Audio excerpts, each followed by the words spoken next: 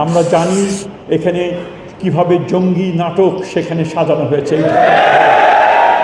কাজে এই দায় দায়িত্ব এবং এর বিচার অবশ্যই সরকার বদ্ধপরিকর সেগুলো করার জন্য।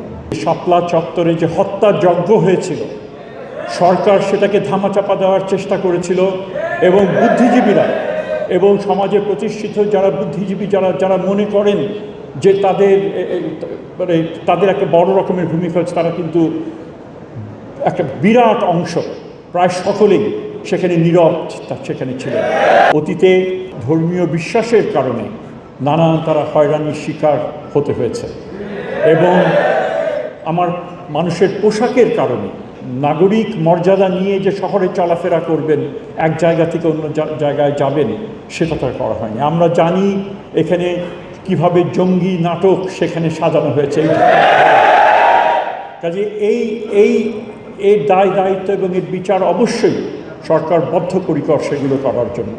আমি নিজে বলতে পারি, এই যে শাপলা চত্বরে যে হত্যাযজ্ঞ হয়েছিল, সরকার সেটাকে ধামাচাপা দেওয়ার চেষ্টা করেছিল এবং বুদ্ধিজীবীরা এবং সমাজে প্রতিষ্ঠিত যারা বুদ্ধিজীবী যারা মনে করেন যে তাদের একটা বড় রকমের ভূমিকা হচ্ছে, তারা কিন্তু একটা বিরাট অংশ, প্রায় সকলেই সেখানে নীরব সেখানে ছিলেন এবং তার মাধ্যমে ওই হত্যাযজ্ঞকে তারা প্রশ্রয় দিয়েছিলেন এবং ইতিহাসকে মুছে ফেলার সেখানে একটা পরিকল্পনা ছিল।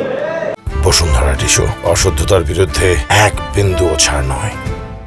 এবং সেখানে অল্প দু একটি সংগঠন, একটি মাত্র সংগঠন সেই সময়ে যারা প্রকাশ করেছিল যে না, এই ঘটনা এটা ঘটেছিল, আমি গৌরব যে আমি নিজেকে মনে করি যে সেই সংগঠনের সাথে আমিও সম্পৃক্ত ছিলাম।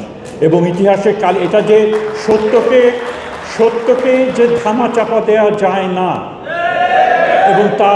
এবং জবাবদিহিতা যে কোনো এক সময় করতে হবে, সেই জবাবদিহিতার সময় কিন্তু এখন এসছে। কাজে আমরা মনে করি যে এই ধরনের যে সমাজে বিভেদ সৃষ্টিকারী যে প্রচেষ্টা যেগুলো ছিল, সেগুলোকে আমাদের উৎপাটন করতে হবে এবং সকলে নিজের মর্যাদার সাথে তারা যেন তাদের বিশ্বাস তারা পালন করতে পারেন। একই সাথে বিভিন্ন ধর্মীয় জনগোষ্ঠী, তাদেরও দায়িত্ব হচ্ছে সহমর্মিত হওয়ার, সহিষ্ণুতা প্রদর্শন করা। কাজেই এই প্রেক্ষিতেই আমি মনে করি যে এই যে বিশাল যে একটা প্রতিষ্ঠানের আজকে আমরা যে সেলিব্রেট আমরা করতে এসেছি, সেই সেলিব্রেশনে যে জ্ঞান আহরণের যে একটা বিশাল যে এই যে প্রতিষ্ঠান, এবং সেখানে অন্ধবিশ্বাস না, যুক্তি দ্বারা আমাদেরকে হতে হবে।